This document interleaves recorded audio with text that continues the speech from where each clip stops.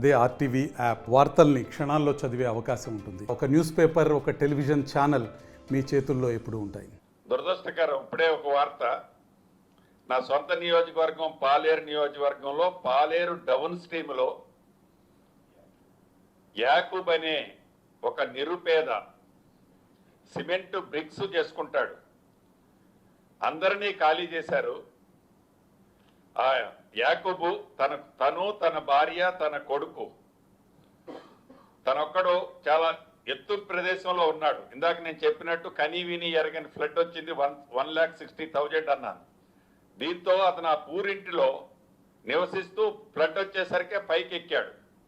Morning నుంచి నేను ఒక 25-30 టైమ్స్ అతనితో పర్సనల్గా ఫోన్లో మాట్లాడుతూ ధైర్యం చెప్పుకుంటూ వచ్చాను.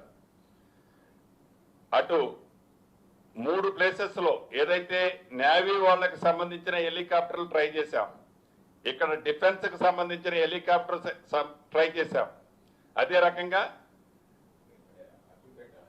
హకీంపేట ఎయిర్ ఫోర్స్కి సంబంధించిన హెలికాప్టర్లు ట్రై చేశాం. లోకల్ రెయిన్లు హెవీగా ఉన్న కారణంగా ఏ ఒక్కళ్ళు హెలికాప్టర్ టేక్ ఆఫ్ తీసుకోలేము అనే పరిస్థితి ఉంది. ఏదైతే ఎన్డీఎఫ్ వాళ్ళని టీమును కూడా పంపించాం, బోట్స్ పంపించి, వాళ్ళు కూడా ఆ ఫ్లోలో మేము పనిచేయలేము అని అక్కడి నుంచి వాళ్ళు బ్యాక్ అయ్యి ఇంకొక ప్రదేశానికి వెళ్ళారు.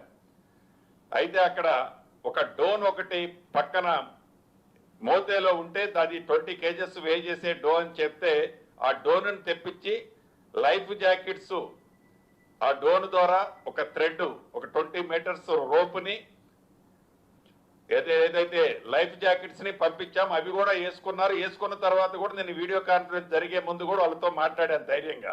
ఆ వీడియో చూపించి వాళ్ళ ఆ వీడియో కాన్ఫరెన్స్ లో నాతో మాట్లాడేటప్పుడు వాళ్ళ ఆవేదన వర్ణాతీతం.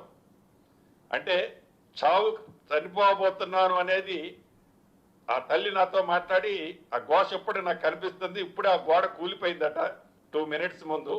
తప్పకుండా భగవంతుడు వాళ్ళని కాపాడాలని ఆ ముగ్గురిని, ఎందుకంటే లైఫ్ జాకెట్స్ ఉన్నారు కాబట్టి ఏమీ జరగొద్దని మనస్ఫూర్తిగా కోరుకుంటున్నాను.